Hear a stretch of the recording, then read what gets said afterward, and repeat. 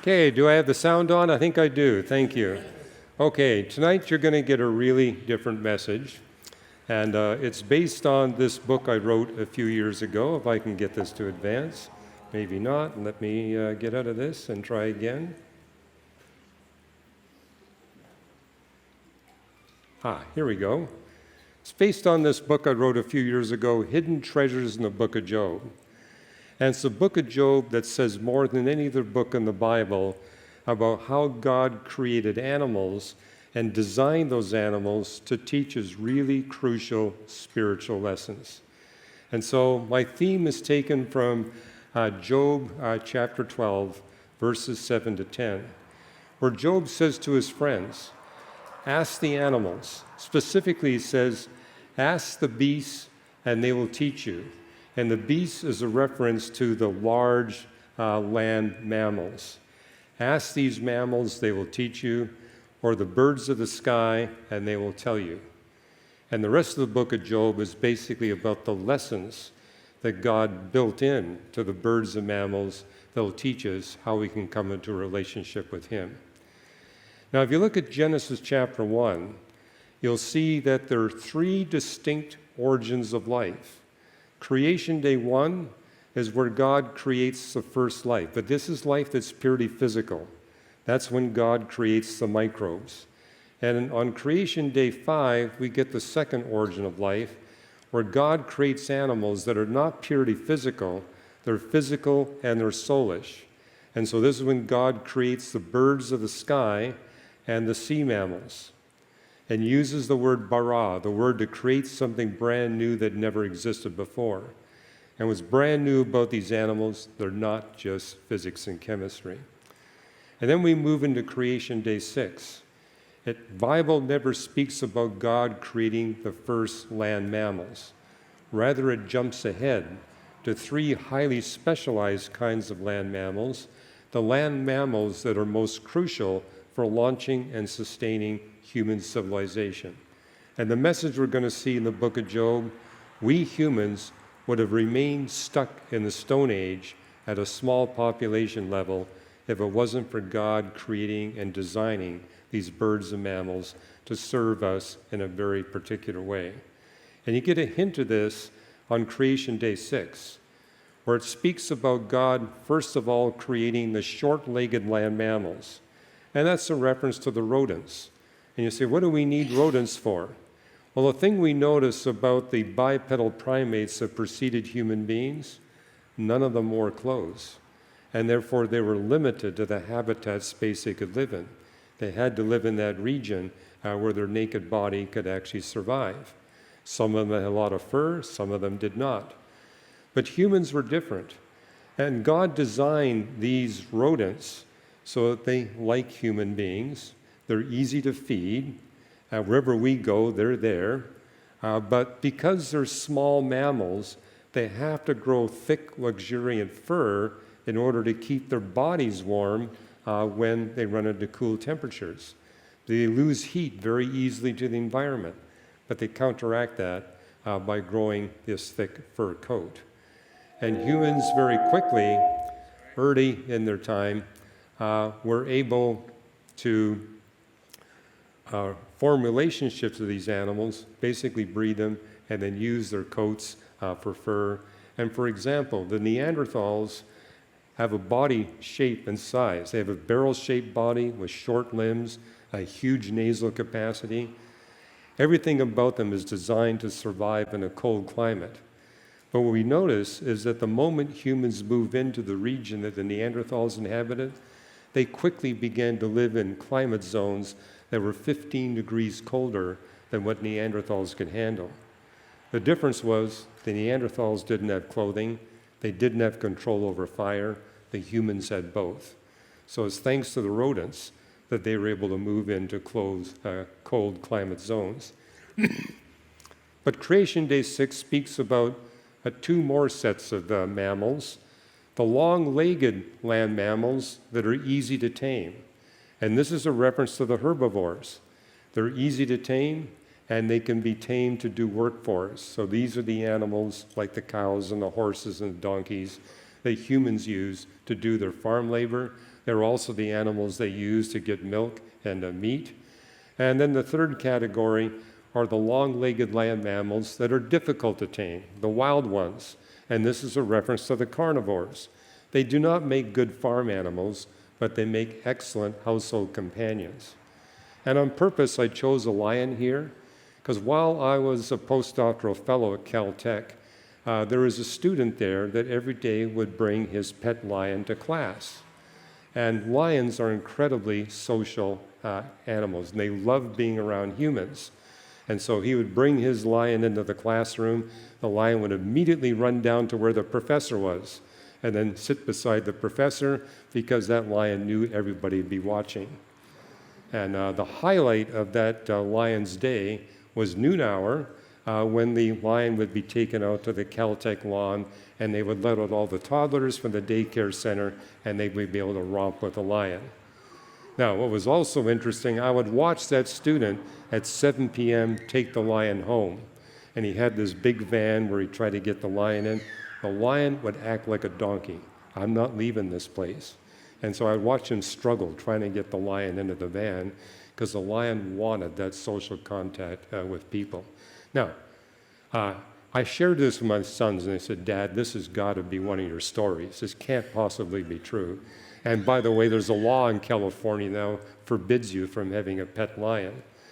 But I said, "Well, go online." And they went online, and there was a photo of the lion in a Caltech classroom.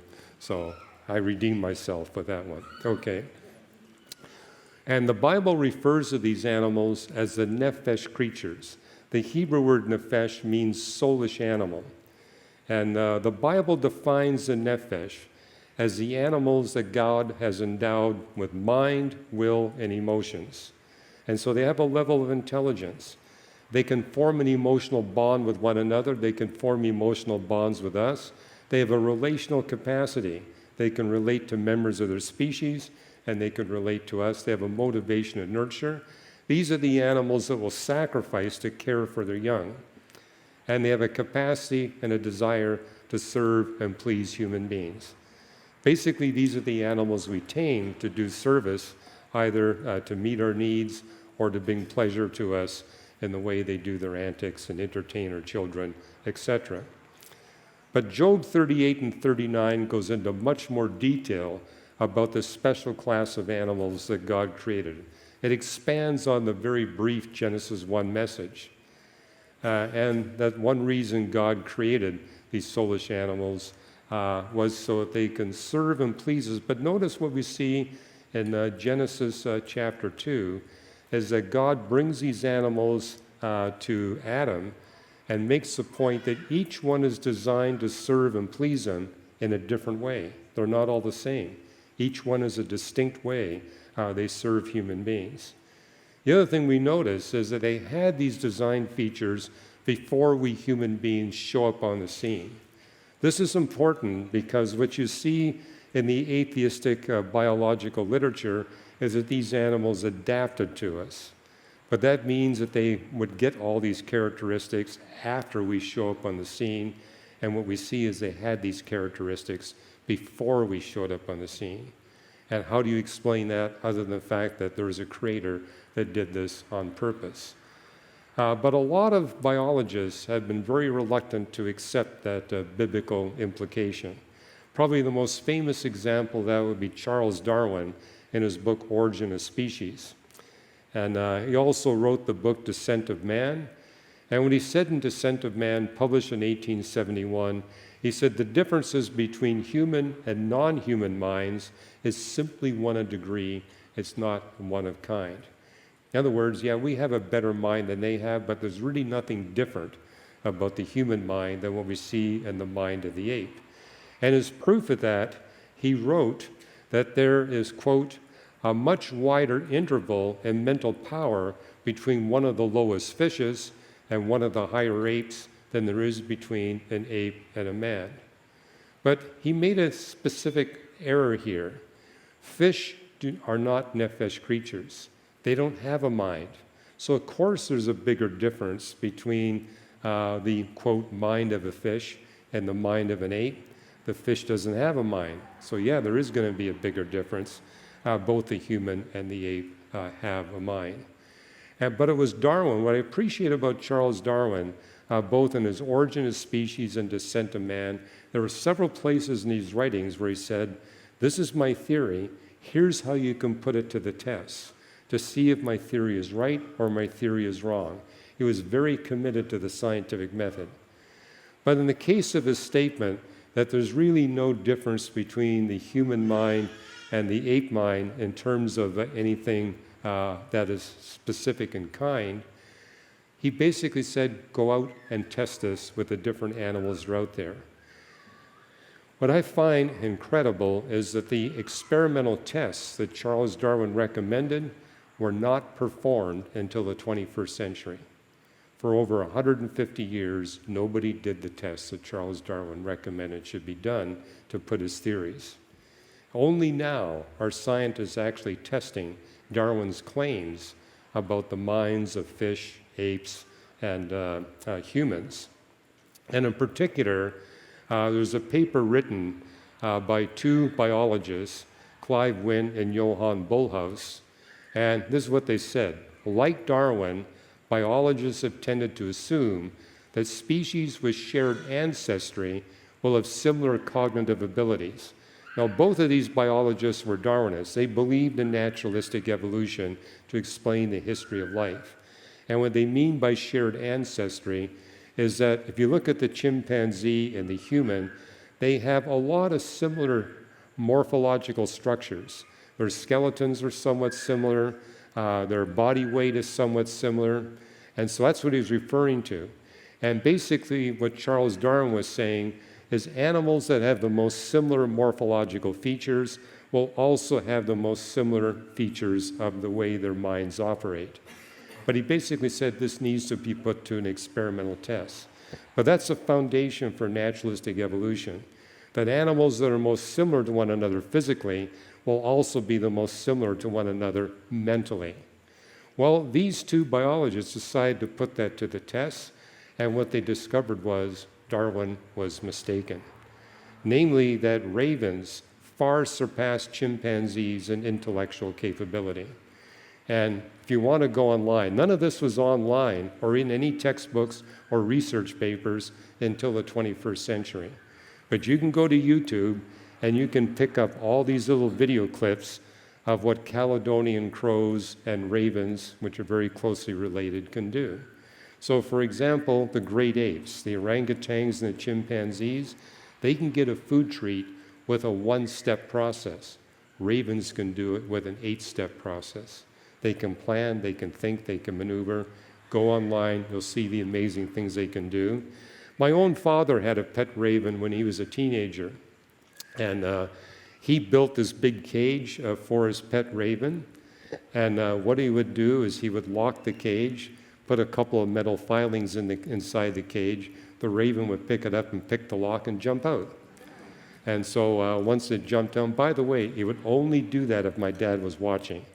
If no one's watching, nothing happens. But when my dad was watching, it would pick the lock. And then what my dad would do is he would change the lock and put a more challenging lock on the cage, and then put the raven back in. The raven would willfully hop back in, wait for my dad to lock the cage, and go about picking it again. And so my dad actually had 8 different locks, and that raven was able to pick all 8 locks. But only did it when he was being watched by human beings to what he was bonded. Now, what's interesting, ravens in the wild can't do that. Only ravens that are bonded to a human being are capable of doing that. And it's another set of biologists that pointed out another major discontinuity between the minds of humans and the minds of even the smartest animals. The smartest animals are not the apes, they're the birds. Ravens are in that category, crows are in that category, jays are in that category. They all have the capability of far outperforming even the smartest of the apes that are out there. But 3 other biologists said what we've overlooked, and what Charles Darwin has overlooked, is the fact that we humans have symbolic capability that's not shared by any other non-human animal. We don't see it in the Neanderthals, we don't see it in the Denisovans, and we don't see it in the smartest animals that share the planet with us today. And this is what they wrote, and you kind of have to write this way to get published in the scientific literature. They said there's a significant discontinuity in the degree to which human and non-human animals are able to approximate the higher order systematic relational capabilities of a physical symbol system. Now, my wife is an English professor, and she says, we got to have people to translate this stuff for people who are not scientists. So I'll do my attempt to translate. So I would say, unlike all of you, no non-human animal can appreciate the meaning, the beauty, and the incredible elegance of the Higgs field equations. Look at these equations. Aren't they incredibly beautiful? Ravens look at that and they can't see any beauty or elegance in it at all. But let me give you, I think, a more obvious example. No non-human animal can even read the first page of the first Fun with Dick and Jane reader. Now, this is for all of you who are older, right? Because now they got a different set of books for kids in the public schools. But those of you that are getting close to my age will remember the first reader was Fun with Dick and Jane. And the first page is incredibly easy to read, but yeah, no non-human animal is capable of reading. Matter of fact, these three scientists said no non-human animal has any idea what these symbols mean. So they don't know when they have to stop at a stop sign or a railway crossing, but all humans understand these basic symbols. As they wrote, we show that this symbol relational discontinuity pervades nearly every domain of cognition. Only humans are capable of making symbols, understanding symbols, and responding to symbols. No matter how much you try to train your dog, they're not going to figure out what a stop sign really means and what it does. But now they've been doing experiments, and you can see a lot of these experiments again on YouTube, where they're showing that the higher animals really are designed to serve and please us human beings. And they do things when they're bonded to us human beings that they never do in the wild. So I'm actually going to show you a 1-minute video clip of a famous bird. It's a cockatoo, and it was owned by a teenage girl, and the teenage girl went off to college. And so the parents said, we got to give this cockatoo to some kind of a bird sanctuary.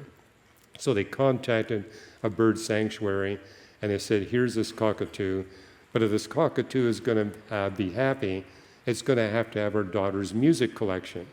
So they gave, along with the bird, a big sack of CDs and said, you need to play these to keep the bird happy. Well, it turns out that the bird's favorite song was one by the Backstreet Boys. And I'm just going to play for you a 1-minute video clip. If you go online, you can actually watch a 6-minute video clip of what this bird will do. And so here's this bird here we go.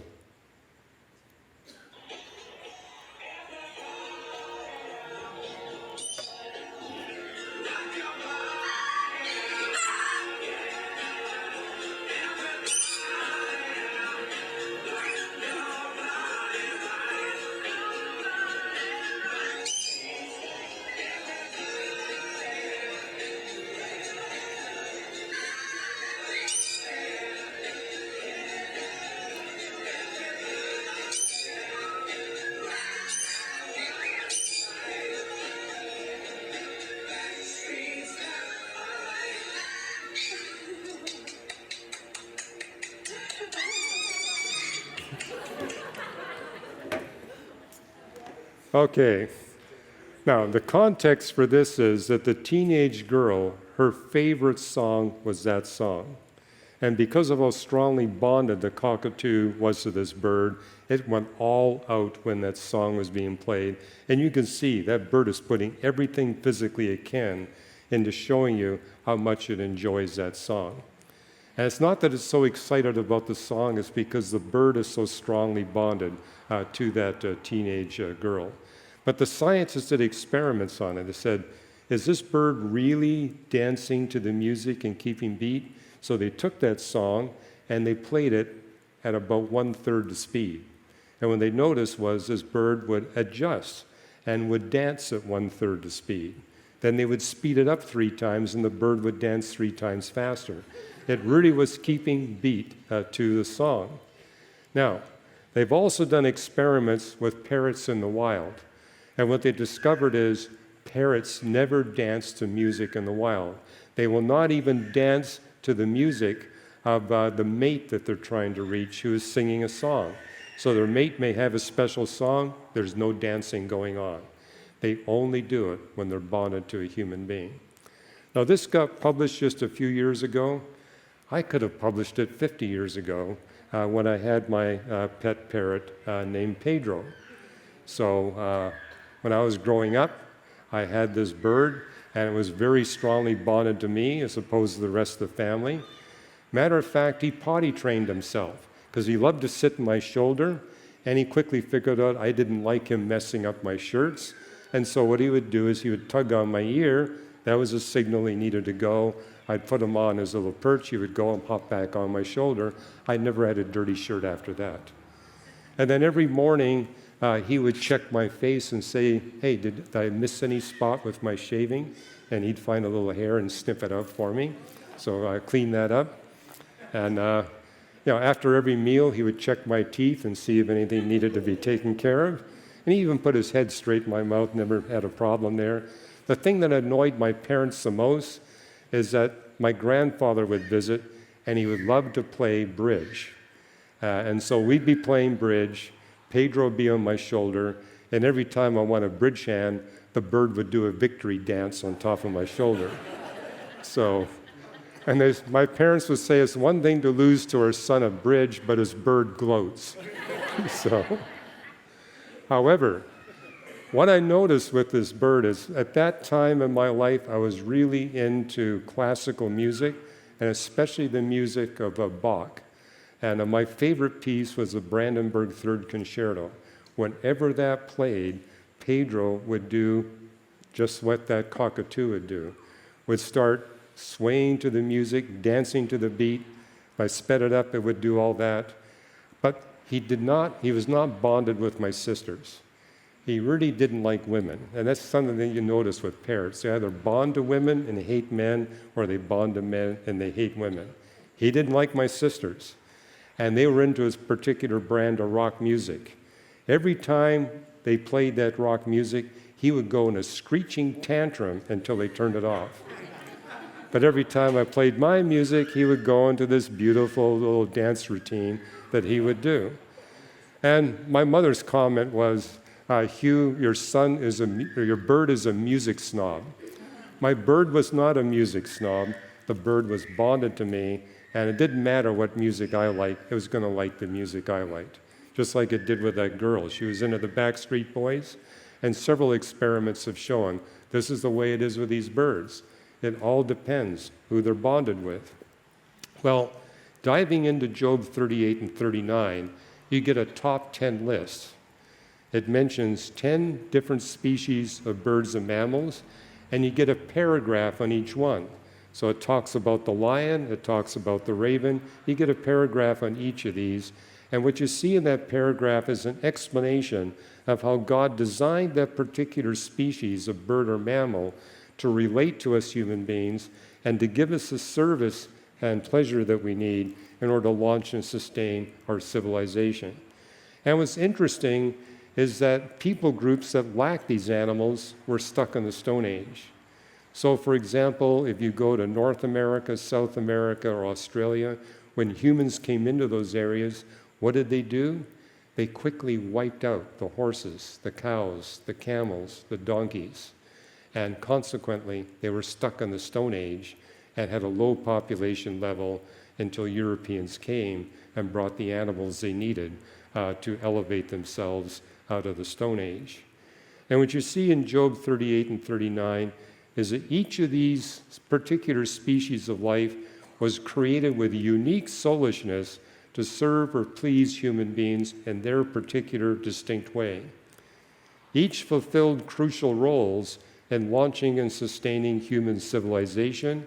And what I find interesting Each one challenges the evolutionary paradigm, the idea that life evolves naturalistically. And a couple of examples. It mentions the donkey and the horse. And you look at donkeys and horses, morphologically, they look very similar to one another. In fact, so similar, you can take a horse and mate it with a donkey and you get a mule. That's how morphologically similar they are. However, when you look at the way they've been designed to relate to human beings, it's like a night and day difference. Okay, when you look at the donkey, what it tells us in Job 38, if you lose your donkey and it winds up wandering off into the wilderness, do not worry about your donkey. It's going to be able to very easily adjust from being domesticated to being wild. And after 3 months, when you find your donkey, it's not going to stay wild. It'll immediately rebond with you. And so God designed the donkey to go from domestication to being wild, from wild to being domesticated, back and forth. The donkey can do all that. The other thing about donkeys, they're extremely wary of danger. There's a reason why they use donkeys to take people down the Grand Canyon. That donkey is so wary of danger, if it sees danger, it's going to ensure that you who are riding on the donkey are held safe. So if it sees a snake, it's going to back up.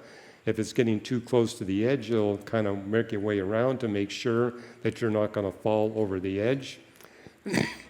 It helps its owner to avoid risk. It's also very sure-footed.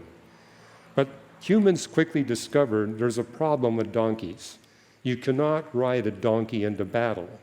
If you try to ride a donkey into battle, as soon as it sees the arrows coming its way, it heads in the opposite direction. And so it's so motivated to keep you away from risk, you can't take it on any kind of serious adventure. Very different with a horse. As it tells us in the book of Job, the horse loves danger and loves adventure, and actually is eager to go into battle with you. Doesn't matter what the risks are. So it's the opposite of what you see with a donkey. Loves adventure, loves danger, extremely obedient and extremely loyal, and will sacrifice its life to keep alive its human owner. My grandfather, for example, fought in World War I, and he was part of the Canadian Cavalry, and he was decorated many times because his job was to go behind the German lines, spy on them, bring back information. And he said 4 times a horse sacrificed his life to keep him alive so that he could get back to the Canadian lines. Horses will do that. Donkeys are going to make sure they never have to do that. They'll walk away from that. The other thing about horses is, of all the animals that we could ride, it's the optimal animal. I mean, the problem with a donkey is if you're tall, even if you're as tall as I am, your feet are going to drag on the ground. With a horse, it's big enough that your feet won't drag on the ground. But it's also like a camel. If you ride on a camel and fall off the camel, you're up so high, you're going to do yourself some serious damage if you fall off the camel. Whereas with a horse, yeah, you might get bruised a bit, but you're probably not going to be seriously injured. And moreover, the horse is designed very much like us human beings, in the sense that it's clothing tolerant, so you can put a big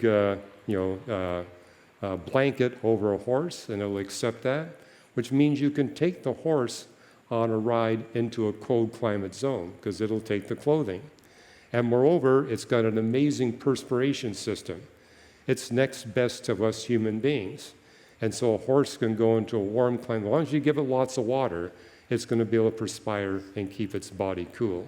So it really is the optimal transportation animal, optimized to such a degree that you say this can't be a product of chance. It can't be a product of naturalistic evolution. In every way possible, it's optimally designed to be a transport animal for us human beings. But the main point I'm making here, yes, the donkey and the horse are very similar to one another in terms of morphology, but they're night and day difference in the way they relate to us human beings and how they're designed to serve and please as human beings, and night and day difference in terms of their temperament and how they express their emotions to us. But going back to Job 12, verse 7, Job says to his 3 friends, "Ask the beasts and they will teach you, and the birds of the air and they will tell you." And what we notice today is that atheism is on the rise. There are more atheists on the planet. Every year, the percentage of atheists goes up. But what I've been able to observe is the rise of atheism and people who claim they don't have any religion at all is perfectly correlated with the rise of urbanization. And the thing about urbanization, you get cut off from contact with these animals. You especially get cut off from contact with the wild birds and the wild mammals. You may have domesticated cats and dogs, but you're not going to have contact with these animals. And for the first time in human history, the majority of human beings are living in large metropolitan cities. Now, I've traveled and spoke about science and faith around the world. When I go into the rural parts of the world, especially when I've been in rural Asia or rural South America or Africa, I don't see any atheists there. They all believe in God. Where do I find the atheists? In the big metropolitan cities, where they're cut off from contact with these animals. So I think Job has got a point here. These animals are designed by God to teach us really important spiritual lessons. And so only in cities where there's little contact with soulish animals does atheism thrive. And the rise of atheism is directly correlated with the rise of the percentage of people living in these dense metropolitan cities. They are created to serve and please and relate to a human being. And we especially see this when we go into parts of the world where we're meeting animals that have never had contact with humans. So I make it a point when I'm taking my wife on a vacation to take her to places where I know the birds and mammals there have not seen a human being in over 50 years, which means they've never been abused by humans, they've never been taken advantage of, and you get to see firsthand how God designed these animals to relate to us and to serve and please us. So these are just a couple of photos I've taken. So this is from central British Columbia, where you got the mountain goats. And what you notice is how much the mountain goats want to hang around. And it tells us in the book of Job that God designed these goats to be very easily tamed. You can tame a mountain goat in about 1 minute. That's how easy it is to tame them. In fact, what I've noticed is I'll be walking through the wilds and I got a goat following me. I sit down for lunch, the goat doesn't want any food, the goat just wants to hang around me. And so that's the way God designed them. And also what I've noticed is you got these woolly marmots. If you go into the boreal mountains, you'll see these creatures. But here, for example, they typically hide in the rock refuges. But this woolly marmot was hiding in his rock refuge, and he saw me and immediately came out to greet me. So here he is coming out to greet me, and then he begins to dance around and actually entertain me with a dance that lasted about 6 minutes. So here he is getting close to me and trying to show off to me all the neat things that he can do. And this went on. Let me take photos. I've even seen this happen with bears. I was up at 10,500 feet, where usually you don't find any bears at all. But this big 450-pound black bear was startled, jumped out in front of me, looked at me, then he walked off about 30 feet and sat down and let me take photos of him. I figured, hey, if it's sitting down, this is not a threat. The bear just wants to have some contact with me. But this only happens when you're around animals that have never been abused by human beings. It shows you that they really were designed by their Creator to come to us human beings, to relate to us, and serve and please us. I remember another example where I talked to this park ranger and says, I want to go somewhere where there hasn't been humans in a whole century. And he told me where to go. He says, you're going to have to bushwhack. So I bushwhack into this place. I set up a little pup tent, and I noticed within 2 hours, I was surrounded by a bunch of birds and mammals. They kept their distance, but they were curious, and they're watching me. I woke up in the morning, and they were inside the pup tent. They wanted contact. They wanted physical contact with me. Now, my cousin who lives in Vancouver Island says this even happens with the big ones. So he told me a story of how he was in a 7-foot, one-man rowboat out in the Georgia Strait. And then this huge 50-foot gray whale came up right beside his rowboat. He thought, I'm going to be capsized. The gray whale very gently came up next to his rowboat, and then my cousin John began to stroke the whale. And the whale stood there for a few minutes. Then he said the whale disappeared and was gone. 5 minutes later, the whale came back with its calf, pushed the calf up so the calf could also have the same experience. This explains why we nearly wiped out the whales. The whales are like passenger pigeons. You know why? The passenger pigeon was the most populous bird species in North America. But they had so great a love for human beings, they would fly towards the hunters that were shooting them. And within 30 years, we wiped out all the passenger pigeons. We almost did that to the whales. Because the whales love humans, they come towards the whaling boats, and they wind up getting wiped out.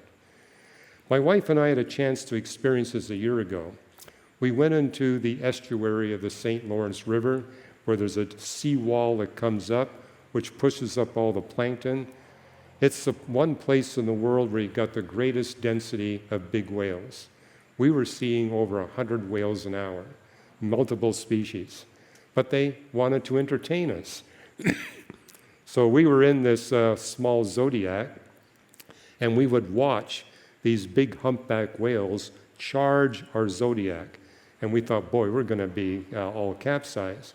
They would charge the Zodiac, and just before they got to our Zodiac, they would dive under, go out here, and they would repeat it, and charge us again and dive under. And you could actually see their eyeballs. They actually were having quite a bit of fun entertaining us. So isn't it wonderful that we have these whales and we have the passenger pigeons and all these animals that really want to relate to us? And basically, the lessons that are being learned here is as sin damages our relationships with our Creator, sin also damages our relationship with these birds and mammals. So that's the lesson. As we see how abuse causes these animals to run away from us instead of towards us, it teaches us the same thing happens with our Creator. It's our sin that causes us to run away from Him instead of how we were naturally designed to come to Him and relate to Him. And I talk about many more lessons in this book, Hidden Treasures in the book of Job, and also in this book, Improbable Planet. But the thing we also notice is that these animals outperform their wild cousins when they're related to a higher being. Likewise, I've seen this in bringing adults to faith in Jesus Christ. Once they have a relationship with their Creator, they outperform what they were doing in the past. And so it's through that relationship with Jesus Christ that our full potential can be realized. So just like we see a difference between the wild birds and mammals and those birds and mammals that are strongly bonded to a human being that they love and trust, we see the same thing with human beings. There's a difference between those who don't have a relationship with Jesus Christ and those who have a strong, loving relationship with Jesus Christ. But I love the way the book of Job ends. The book of Job ends where God says to Job and his friends, you've been able to tame all manner of birds and mammals. Some of these creatures are easy to tame, like the goat. Some are more difficult to tame. And says it's the same with human beings. Some are easy to tame, some are difficult to tame. But then he singles out two. He says, of all the nephesh animals, the two that are the most challenging to tame are the behemoth and the leviathan. And there's two whole chapters at the end of Job describing the features of the behemoth and the leviathan. Now, if you go through Job 40 and 41, you'll notice 21 times you get the words like and as. And this has been a challenge for a lot of interpreters of these texts, because some of the sentences are telling us literally what these animals are like.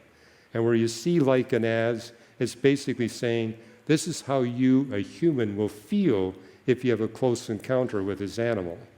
And so, for example, it says of the Leviathan, it's breathing fire out of its mouth.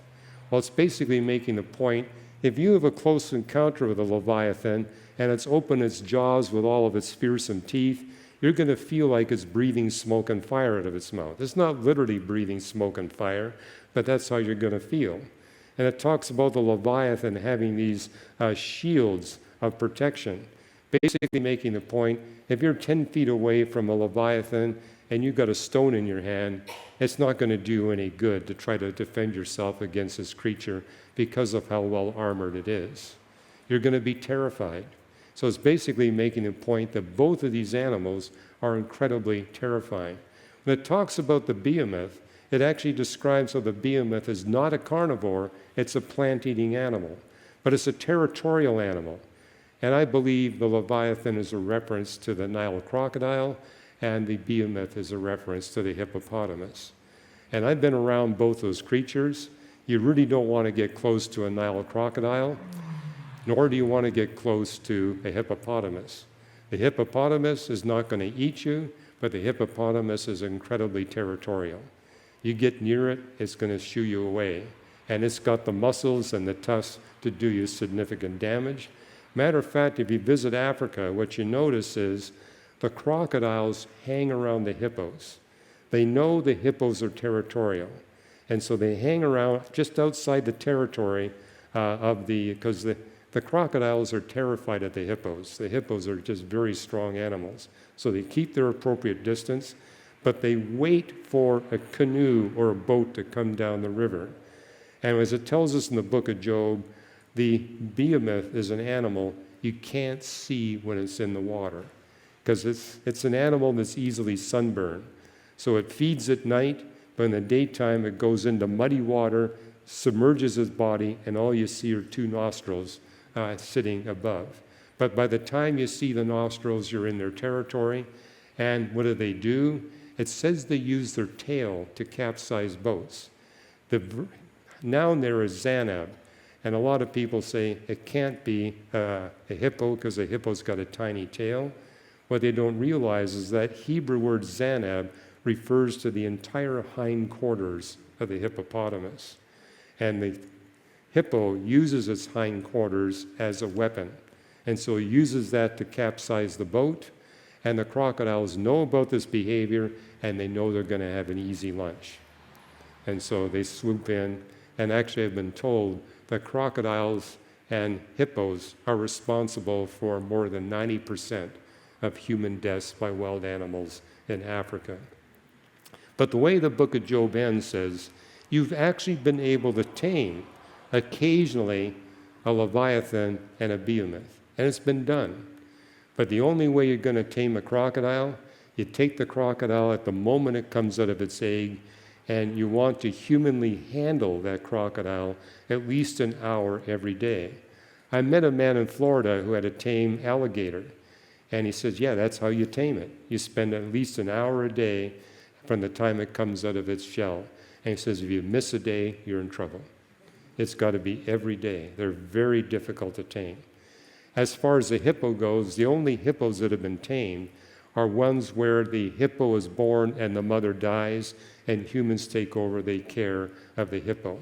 And so there's a famous one you can see online where the hippo comes into the South African family for tea every day, drinks about 6 gallons of tea, and actually joins them for dinner every day. But they tamed it from the time it came out of its mother's womb. But again, you've got to spend time with it on a daily basis. But the way the book of Job ends is it says, as it takes a higher being to tame a soulish animal, so also it takes a higher being to tame a proud human. Job 41 and 42 ends with God saying, notice it takes a higher being to tame the behemoth and the leviathan, to tame any of these soulish animals.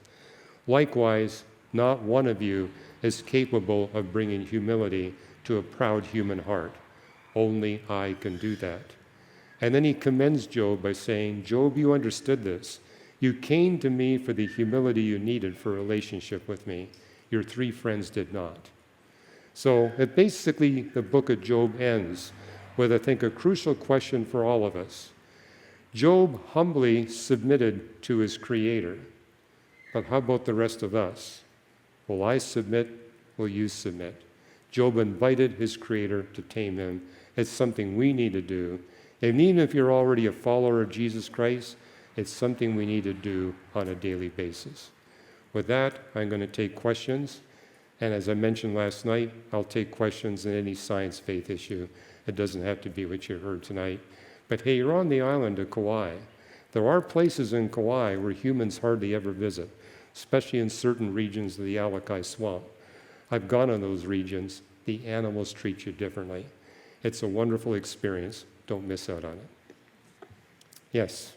So, what do you think the significance is of Jesus riding into Jerusalem on a donkey and then coming back on a white horse? Good question.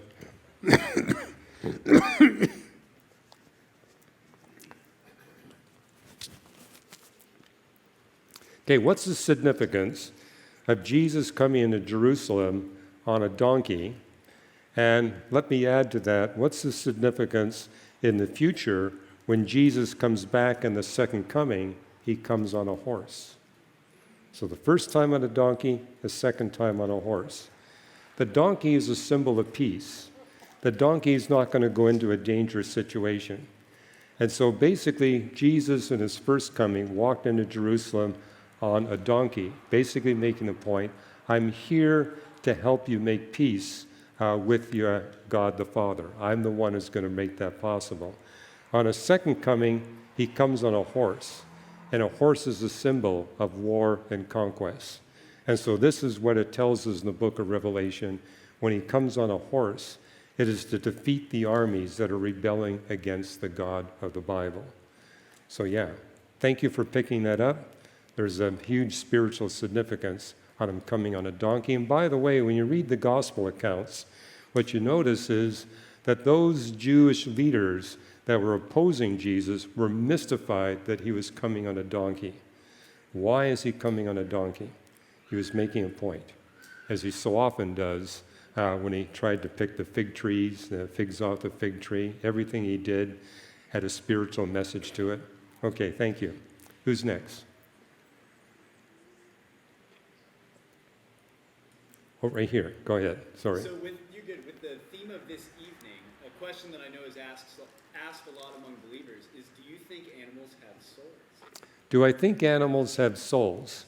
Well, nephesh means soulish animal, but the way it's defined is an animal endowed with mind, will, and emotions. We humans are soulish and spiritual. And notice the soulishness of these animals gives them the capacity to relate to a higher species, but they don't have the capacity to relate to God. We alone amongst the animals on the face of the earth have the capacity to form a relationship with God himself.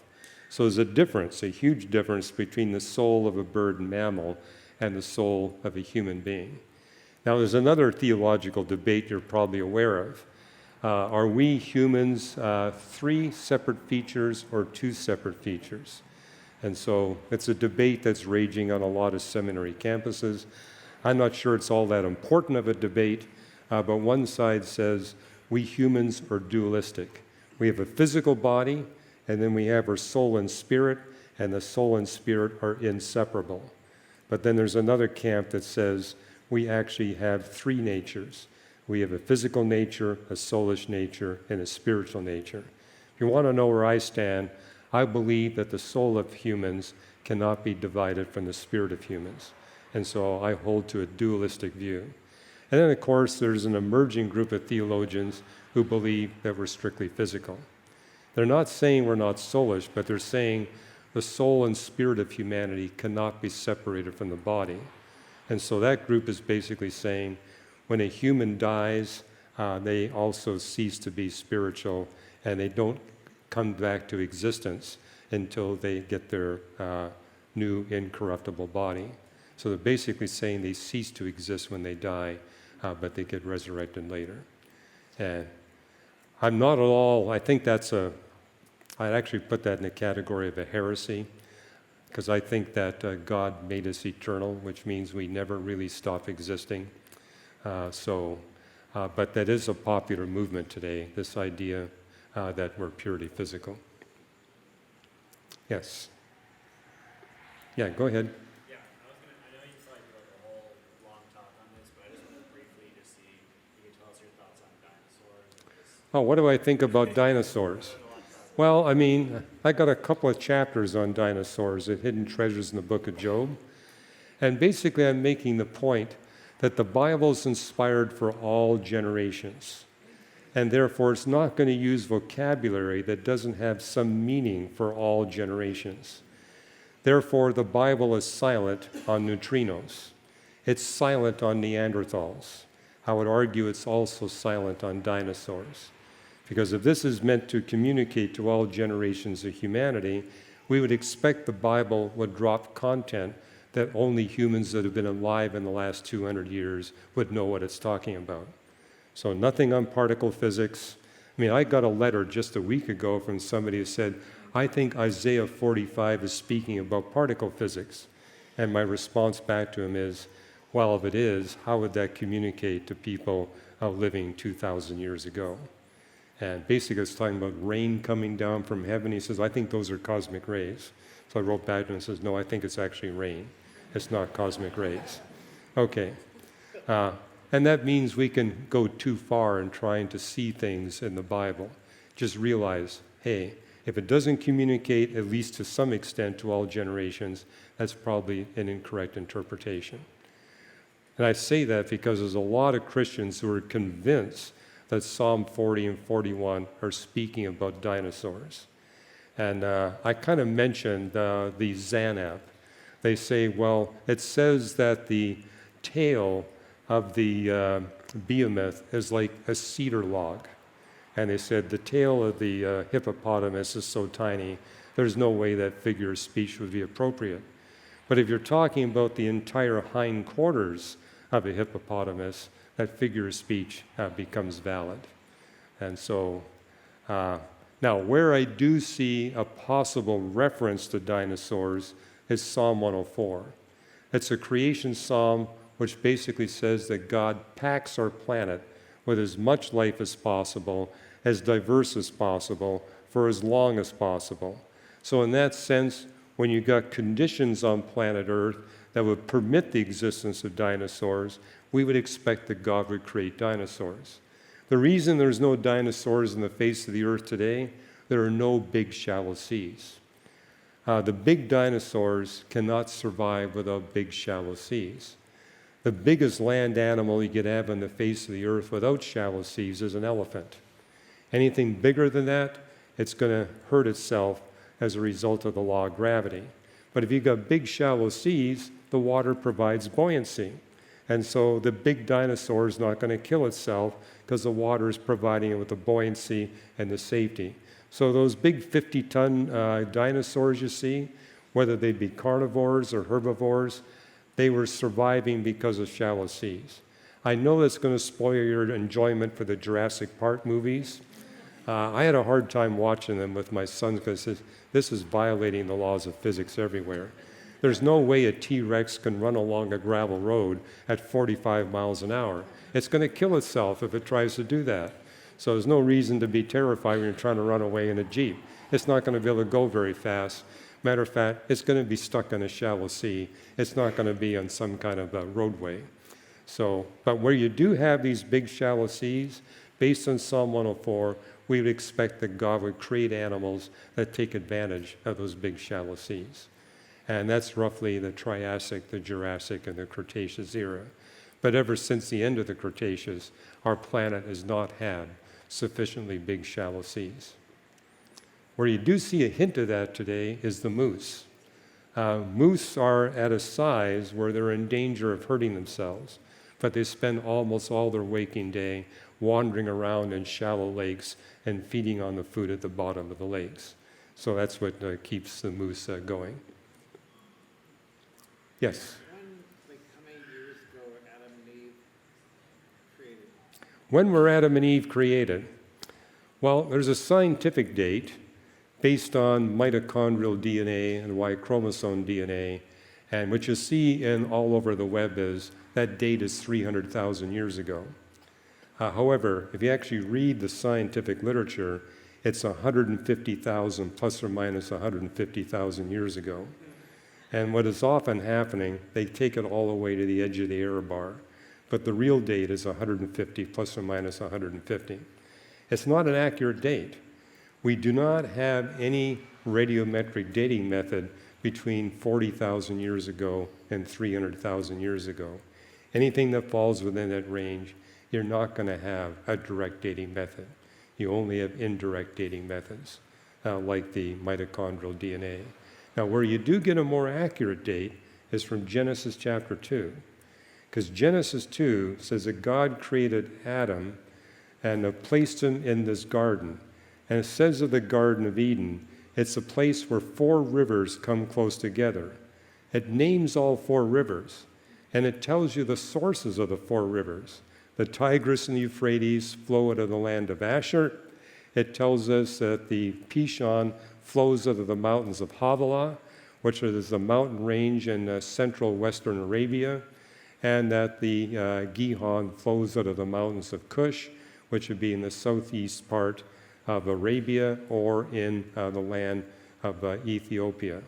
And the point there is, the only time those 4 rivers flow is during an ice age.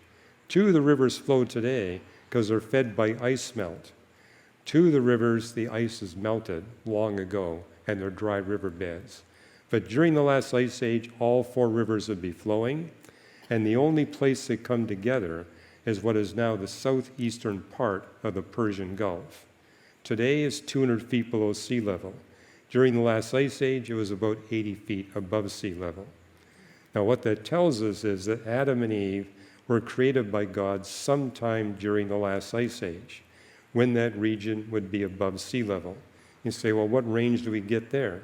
15,000 to 120,000 years ago.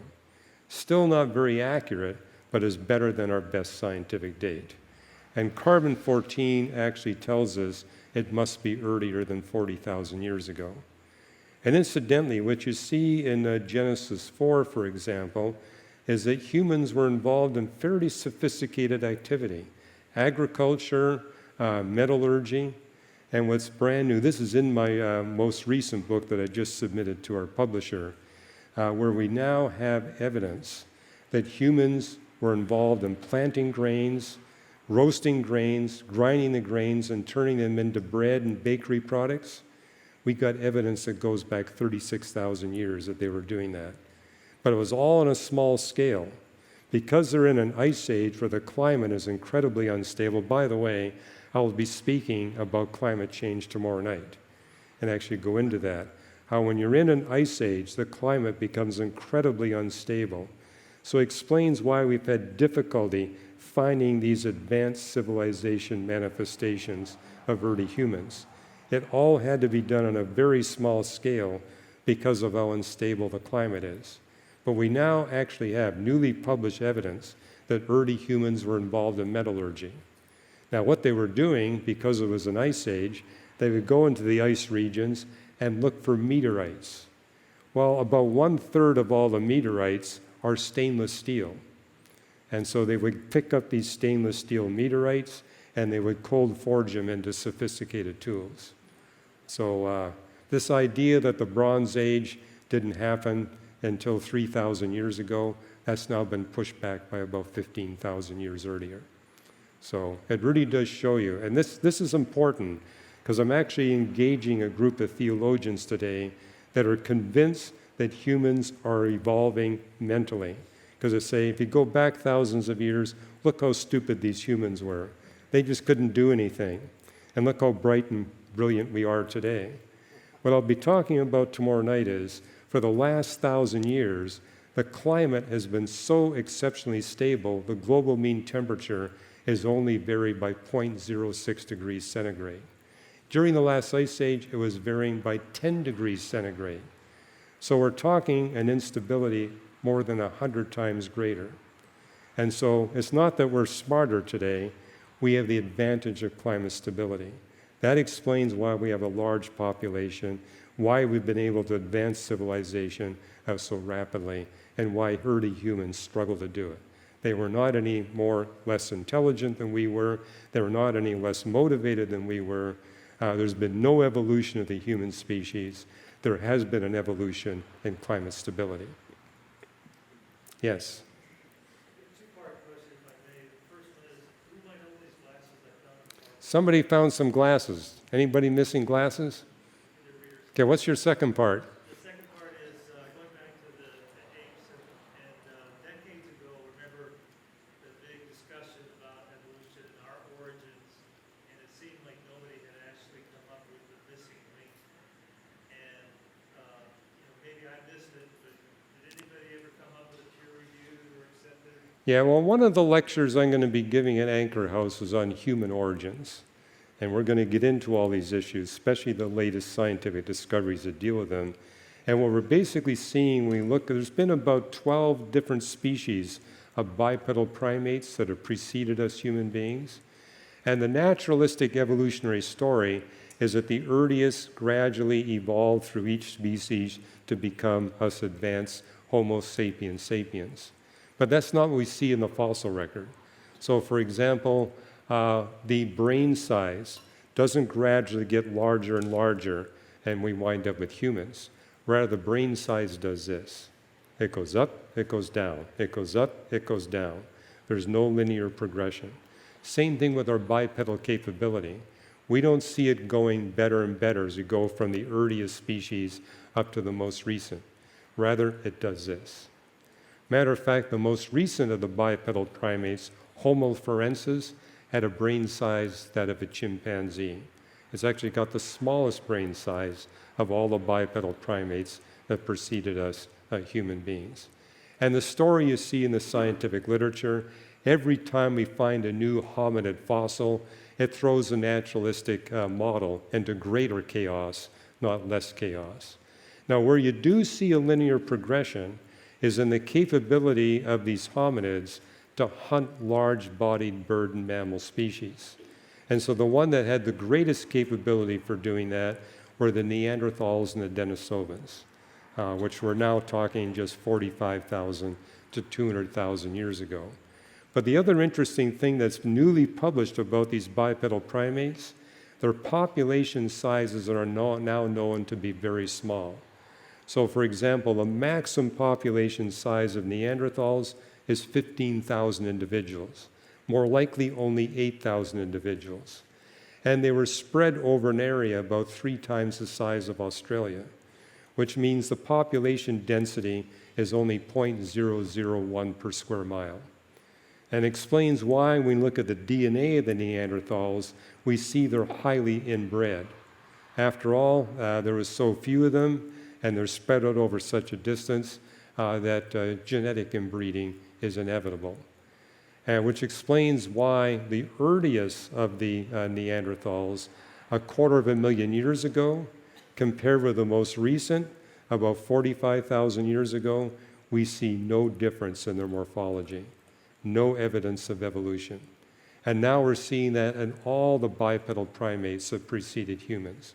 We see no evidence for morphological change. We see no evidence for genetic change. And it's obvious, with a population level that low, there's going to be no evolution going on. Humans are the only ones that multiplied up to a large population size. So now, where we do see a linear progression is their capability of hunting large-bodied bird and mammal species.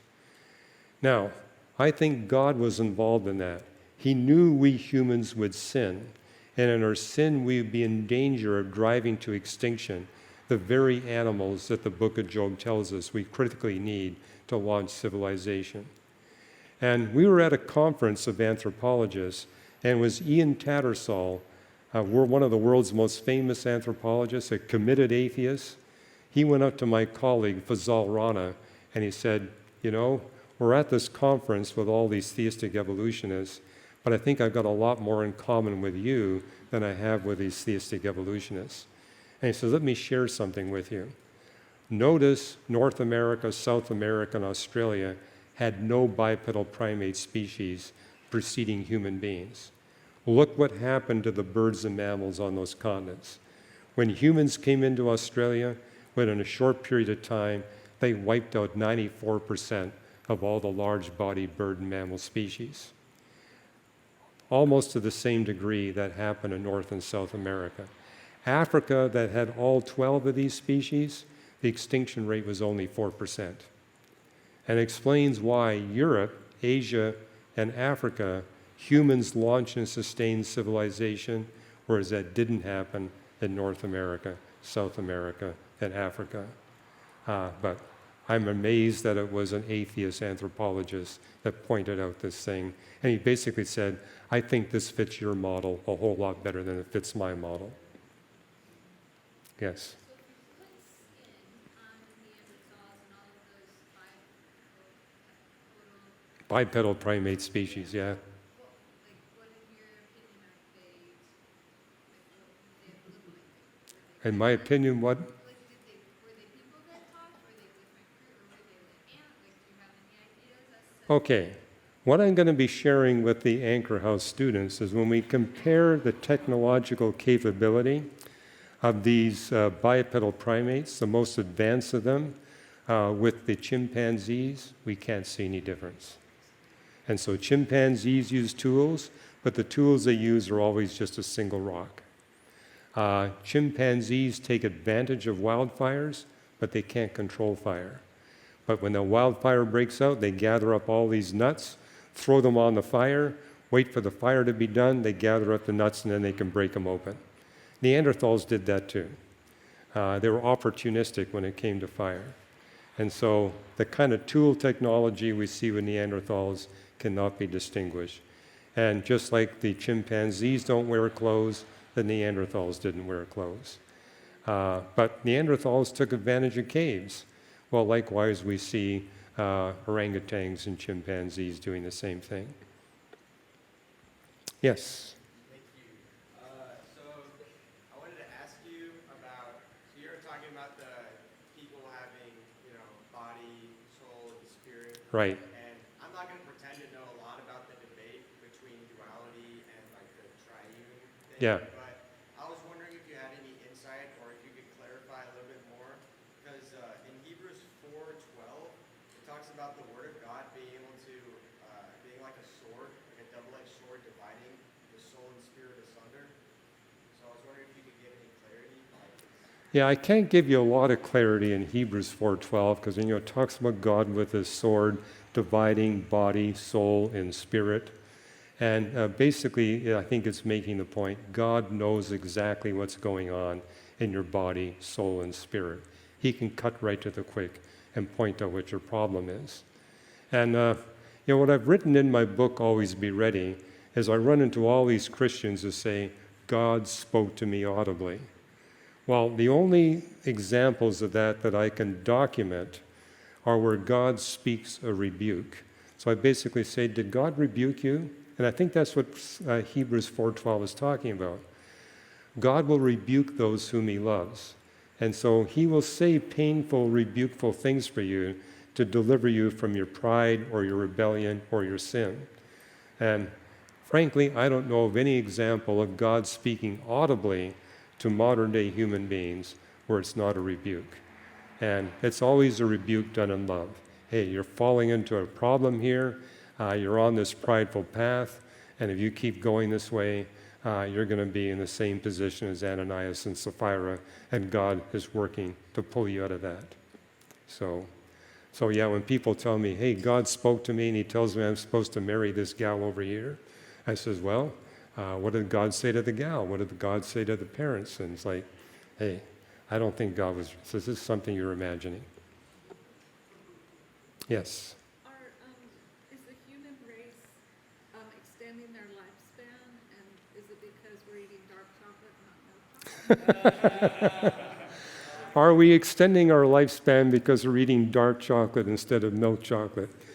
Well, I would recommend stick with the dark chocolate, get rid of the milk chocolate, mainly because milk chocolate's got a lot of sugar in it. And so the sugar may be a bigger issue than the milk. But also with the dark chocolate, it basically raises your good cholesterol and drops your bad cholesterol. If you put milk in the chocolate, it stops that from happening. The milk is not harmful, but it prevents the benefit of the dark chocolate. Now, are we living longer than people who came before us? Well, I think we are, just because we got medical advance that people didn't have decades ago.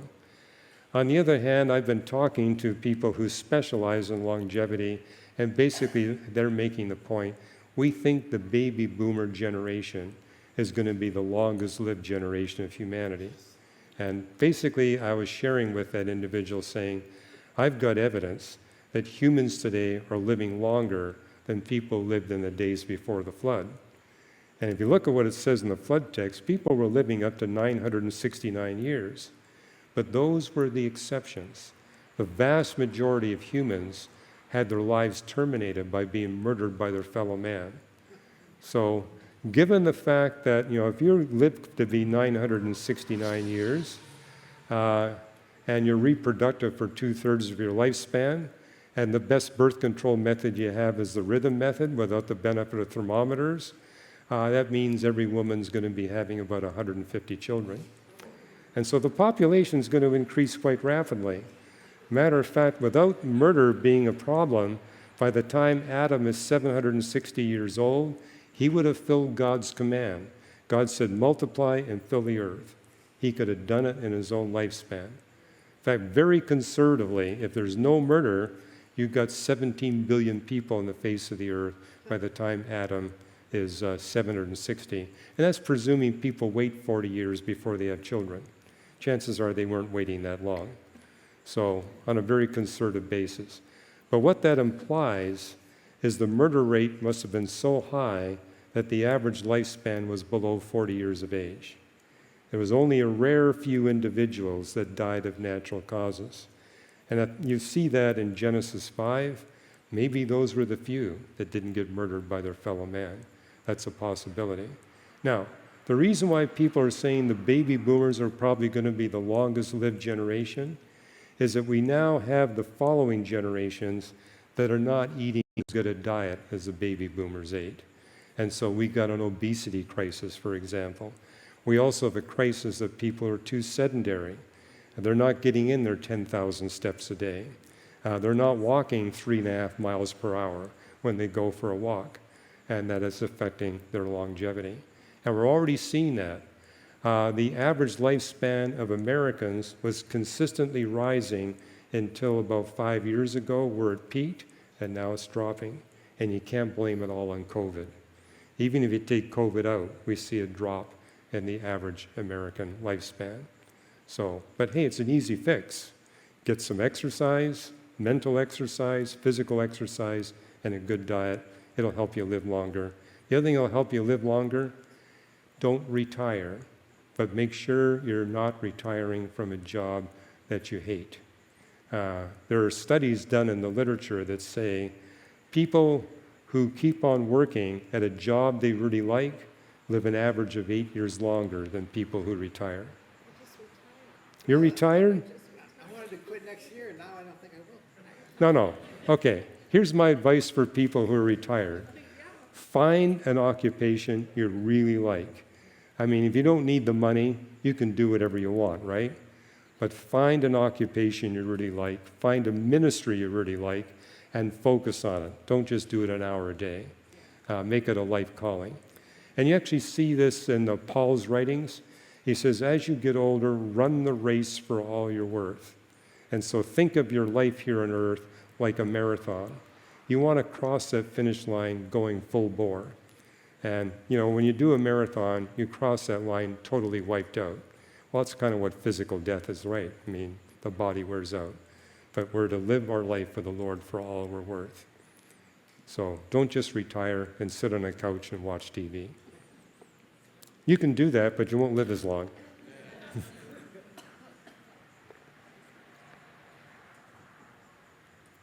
Okay, if there are no more questions, I'll let you all go. I'll be here tomorrow night as well, and come with your questions then. Thank you.